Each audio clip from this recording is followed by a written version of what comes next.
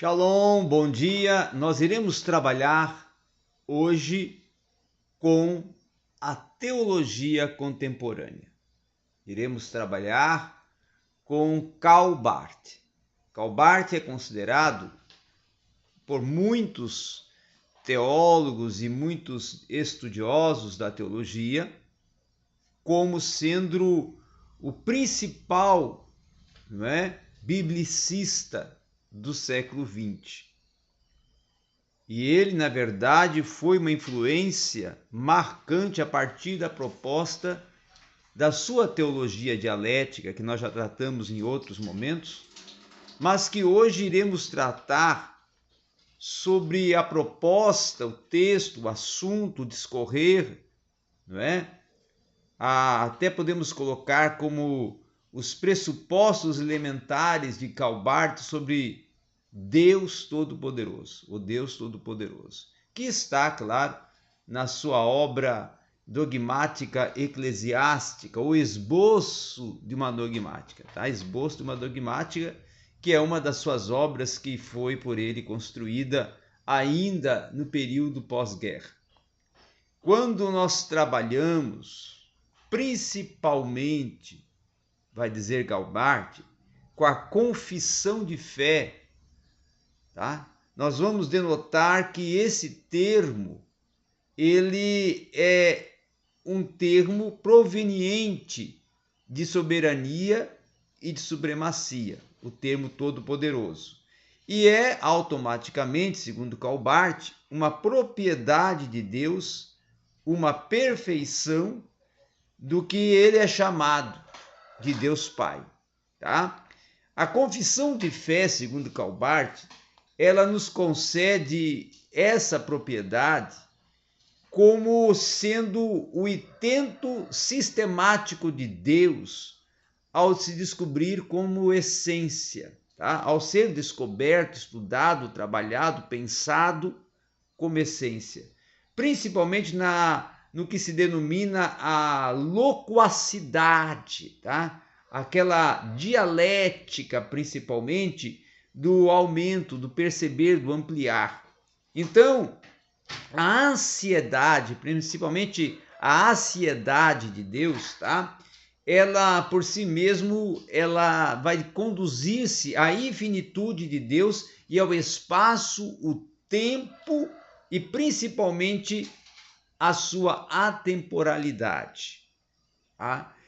Por um outro lado, Karl Barth vai dizer que o que se chamamos, ou que denominamos, ou que vem a ser a santidade, justiça, a misericórdia, a paciência, deve ser colocado como os conceitos humanos da essência e natureza de Deus, E de forma nenhuma se pode dizer que Deus é incompreensível, porque nesse aspecto, o que se domina bondade e santidade de Deus pode ser, sim, definido por uma opinião de homens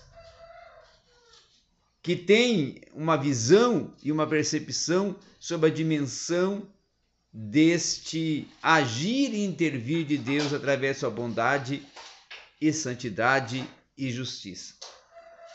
Aí ele vai dizer também, o Karl Barth, e vai mensurar e até mencionar alguns elementos pertinentes à confissão apostólica da fé.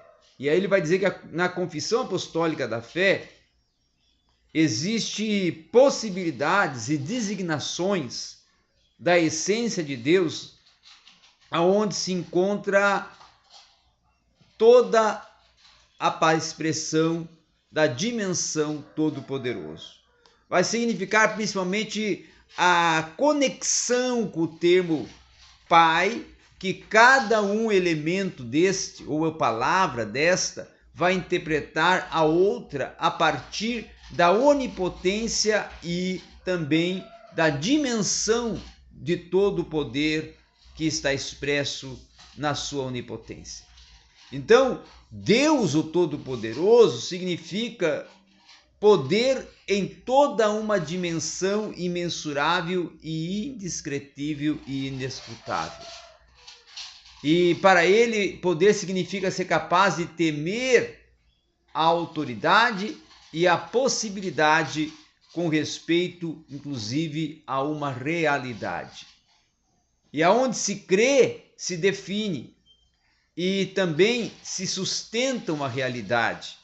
E se sustenta uma realidade, existe a possibilidade de servir-se com uma capacitação e capacidade que fundamenta, define, conserva a realidade mental de todo o real e de todo o possível. Então, Calbart vai trabalhando dessa forma para poder tratar de uma forma científica sobre a dimensão da expressão todo-poderoso, tá? Então ele vai dizer também que não há ninguém na realidade que se descanse com uma possibilidade sem um fundamento da realidade, que limite e signifique um obstáculo distinto. E ele também vai dizer, no caso, que todo um poder, toda uma possibilidade, todo um espaço, todo um tempo, ele detém um limite.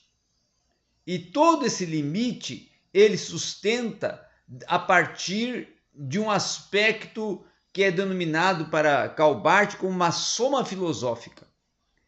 Por quê? Porque existe um conselho sobre leis e sobre propriedades, que são poderes que vão significar coisas, que vão significar elementos, que vão significar significados, que vão conceder a dimensão e a manifestação da onipotência de Deus a partir da elaboração de conceitos universais.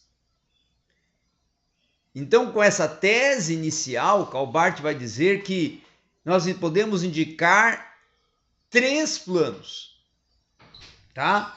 O primeiro, o poder de Deus, que é distinto da sua impotência, que está em cima e está além do que possamos compreender de poder em sua forma de ser, do poder latente, do poder visível, do poder palpável.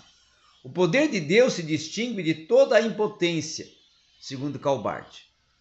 Por quê? Porque existe também um poder e uma impotência e uma possibilidade de impossibilidades que existem totalmente e parcialmente. Então, ele vai dizer que pelo que Deus nos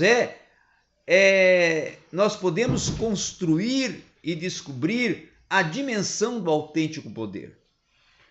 E aí ele vai mais à frente e vai dizer o quê? Que a distinção dos poderes, precisamente porque o poder faz o que quer e o que alcança e o que vislumbra, aí surge a consideração do que pode ser pensado sobre hipotência, que vai caber a se referir a ninguém, caso a Deus.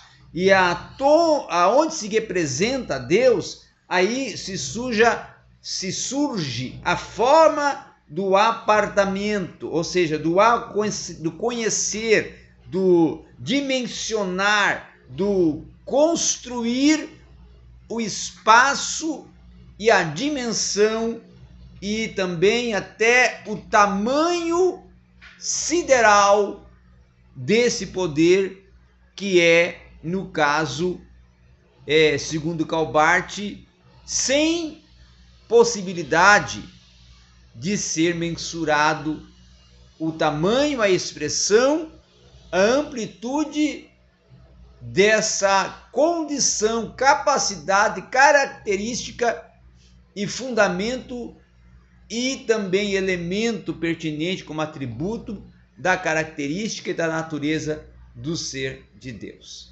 Então era isso que nós tínhamos para falar um pouco sobre Calbart nesta manhã.